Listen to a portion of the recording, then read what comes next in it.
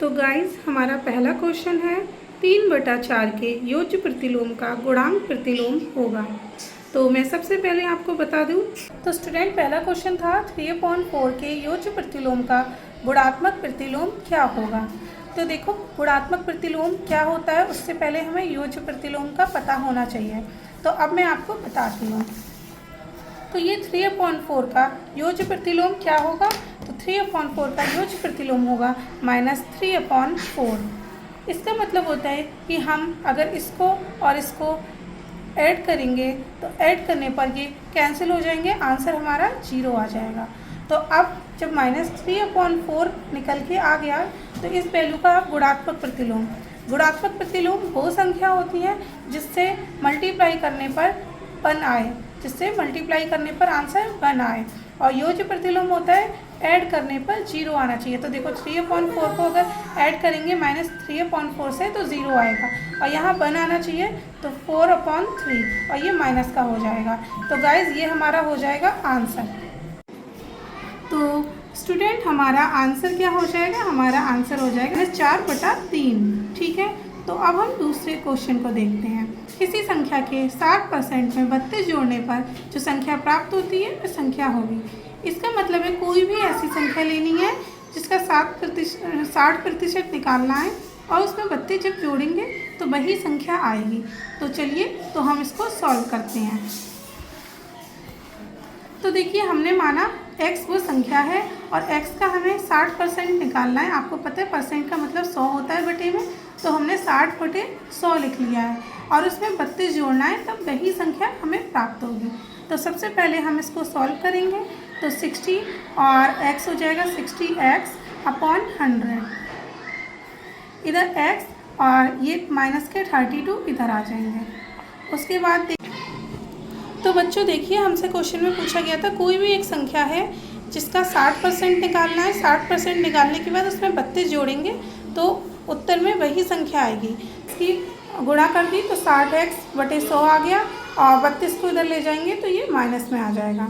उसके बाद नीचे जो 100 था ये भाग में था, इसको हम इधर ले जाएंगे तो इन दोनों से गुणा हो जाएगी और गुणा होके आएगा 100 की जब x से गुणा होगी तो 100x और -32 से गुणा होगी तो -3200। उसके बाद हमारे 3200 इधर आ जाएंगे और 100x में से 60x माइनस हो जाएगा। उसके बाद जब 100x में से 60x माइनस होगा तो यहाँ 40x बचेंगे और इधर 3200।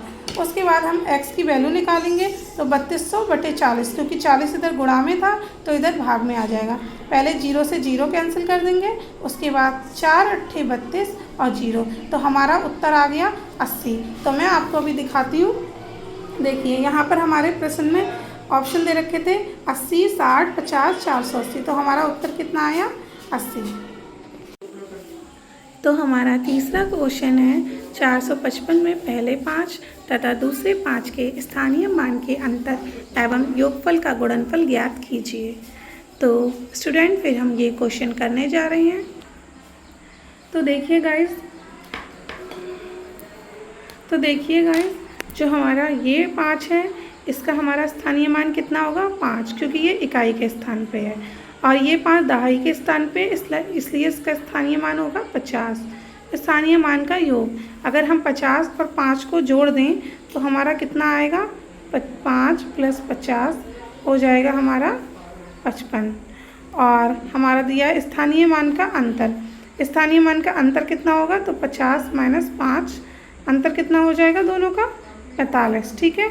अब क्या कहा है इन्होंने क्वेश्चन में कि योग और अंतर का गुणनफल होना चाहिए। तो योग 55 × 45, इनका गुणनफल निकालेंगे तो हमारा 55 और 45 का गुणनफल कितना होगा 2475। तो ये हमारा क्या हो जाएगा उत्तर हो जाएगा। तो हमारा 2475 कहाँ है, ऑप्शन सी में है। कहाँ है, ऑप्शन सी में। तो यहाँ पर क्या हो जाएगा option C is right answer. Okay. Our fourth question is संख्या 0 का रोमन अंक होगा। संख्या 0 का रोमन अंक होगा। तो हमारे पास यहाँ पर ऑप्शन दिए हैं O, Z, S और इनमें से कोई नहीं। तो गाइस मैं आपको एक नई बात बताऊं, 0 मतलब शून्य का कोई रोमन अंक नहीं है। जीरो का कोई भी रोमन अंक नहीं होता है, तो आपका ऑप्शन डी सही हो जाएगा। इनमें से कोई नहीं, जीरो का कोई भी रोमन अंक नहीं होता है। तो हमारा फिफ्थ क्वेश्चन है 25 + 3/100 + 4/100 का मान होगा। मतलब हमें इन तीनों को ऐड करना है। किस किस को? 25 को, 3/100 को, 4/100 को। तो आइए मैं आपको सिखाती हूँ कि आप इन फ्रैक्शन को कैसे ऐड करेंगे। तो आइए मैं आपको सिखाती हूँ, बहुत ही सरल है। तो 25 है, इस 25 को तो आप ऐसे ही लिख सकते हैं। क्या अगर 3/100 है तो ये 2 जीरो है, तो 2 जीरो काट के 2 संख्या से पहले पॉइंट लगा सकते हैं। तो ये आ जाएगा ये, और वो यहाँ प्लस का निशान, और ये आ जाएगा ये। तो हमने क्या किया, यहाँ से भी ये 2 जीरो हटाए, और 2 जीरो हटाएंगे तो 2 संख्या से पहले पॉइंट लग जाएगा। तो ये ऑलरेडी एक संख्या है, और इससे पहले जीरो लगा लेंगे, पॉइंट लगाएंगे, तो हमारा ये आ गया। और जब आप इन्हें ऐड करेंगे तो 7, वो 3 और 4 को ऐड करेंगे 7, जीरो और जीरो को ऐड करेंगे 0, पॉइंट के नीचे पॉइंट लगाएंगे, और यहाँ 25 है तो 25, ये आपका क्या हो जाएगा, आंसर हो जाएगा। आप इस तरह से भी लिख सकते हैं। ये 25 है, इसके आगे कुछ नहीं है, पॉइंट लगा के यहाँ 0.03 है, यहाँ 0.04 है। तो आपको पता है पॉइंट के नीचे पॉइंट आएगा, 3 और 4 7, 0 0 0, 5 0 0, 5 और 2। अब आपके आ गया ना समझ में। लेकिन गाइस जो आपकी ये दे रखा है ना, इसमें क्या है, आपका जो आंसर आएगा वो आंसर आपका आएगा 25.07। ठीक है, ये आपका क्या हो जाएगा, आंसर हो जाएगा। ये राइट आंसर है, ये सारे ऑप्शन गलत हैं। तो गाइस अब हमारा 6 क्वेश्चन है 0.6 एंड 0.4 का हमने क्या करना है, मल्टीप्लाई करना है। तो मैं सिखाती हूँ, बहुत ही इजी मल्टीप्लिकेशन होती है। तो देखो गाइस हमारा यहाँ है, हमने कुछ नहीं करना है, 0.6 लिखो, 0.4 लिखो। ठीक है, इनकी मल्टीप्लाई करनी है। 4 6 24। कितनी संख्याओं से पहले पॉइंट है, 1 2, 2 से पहले पॉइंट है तो 1 2, 2 से पहले पॉइंट लग जाएगा, तो हमारा आंसर आ जाएगा 0.24। ये हमारा आंसर होगा। तो यहाँ पर हमारा कौन सा ऑप्शन ठीक होगा, option C. Option C is the right answer. तो नेक्स्ट क्वेश्चन देखते हैं गाइस।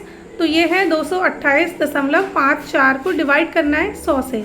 तो ये भी बहुत सरल है, मैं आपको सिखाती हूँ। था 100 से, तो हम यहाँ भाग दे रहे हैं 100 से। इसके बाद हम ये पॉइंट हटाएंगे तो 2 जीरो बढ़ा लेंगे, और हमारी 1 2 3 4 जीरो हैं। तो जब डिवाइड करेंगे तो 4 जीरो कट होंगे, और 4 संख्या से पहले दशमलव लग जाएगा, 1 2 3 4। तो यहाँ पर हमारा दशमलव लग जाएगा। तो हमारा उत्तर क्या आएगा, 2.2854। ये हमारा हो जाएगा उत्तर, होगा 2.2854। तो हमारा सही उत्तर होगा। तो अब चलते हैं अगले प्रश्न पर। किसी वृत्त का व्यास 4 सेंटीमीटर है, व्यास मतलब डायमीटर। ठीक है, तो त्रिज्या का मान होगा। तो हम लोग त्रिज्या का मान ज्ञात करेंगे। ठीक है गाइस, तो मैं आपको सिखाती हूँ, ये भी बहुत सरल है। तो गाइस मैं आपको बताती हूँ, वृत्त का व्यास आपको दे रखा था 4 सेंटीमीटर, और आपको पता है वृत्त की त्रिज्या कितनी होती है, त्रिज्या मतलब रेडियस।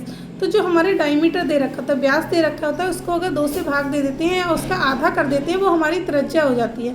तो ये 4 सेंटीमीटर को अगर आधा कर देंगे तो ये क्या हो जाएगा, 2 सेंटीमीटर हमारी क्या हो जाएगी, रेडियस हो जाएगी। क्या हो जाएगी, रेडियस। यही हमारा क्या हो जाएगा, आंसर हो जाएगा। तो हमारा कौन सा ऑप्शन सही होगा, यहाँ 4 सेंटीमीटर है, यहाँ भी 4 सेंटीमीटर है, यहाँ 2 सेंटीमीटर है, यहाँ 5। तो अभी आपको बताया, तो आप लोग समझ सकते हैं हमारा कौन सा आंसर सही होगा, 2 सेंटीमीटर। कौन सा सही होगा, 2 सेंटीमीटर, क्योंकि हमारी जो रेडियस होती है वो डायमीटर की हाफ होती है। और यहाँ डायमीटर आपको 4 दे रखा है, मतलब व्यास दे रखे हैं, और व्यास का आधा 2 हुआ, 4 का आधा 2 हुआ, तो 2 सेंटीमीटर हो जाएगा। तो सी इज़ द राइट आंसर। चलिए फिर नेक्स्ट आंसर क्वेश्चन देखते हैं। एक समांतर चतुर्भुज का क्षेत्रफल 75 सेंटीमीटर है, उसकी ऊंचाई 7.5 सेंटीमीटर है, तो उसका आधार सेंटीमीटर में होगा। तो गाइज मैं आपको बता दूं, समांतर चतुर्भुज जो होता है ना, समांतर चतुर्भुज के क्षेत्रफल का फॉर्मूला होता है आधार गुणा ऊंचाई। ठीक है, तो हमारे पास ऊंचाई दे रखी है, अब हम आधार ज्ञात करेंगे। तो देखिए गाइज, क्षेत्रफल का फॉर्मूला दे रखा है आधार गुणा ऊंचाई। ठीक है, तो हमें क्षेत्रफल दे रखा है 75, आधार हम x मान लेते हैं, या फिर आप इसको कुछ भी लिख सकते हैं, ठीक है, बेस भी लिख सकते हैं। तो बी से आप इसको दिखा सकते हैं। ऊंचाई कितनी है 7.5, कितनी है ऊंचाई 7.5, ठीक है।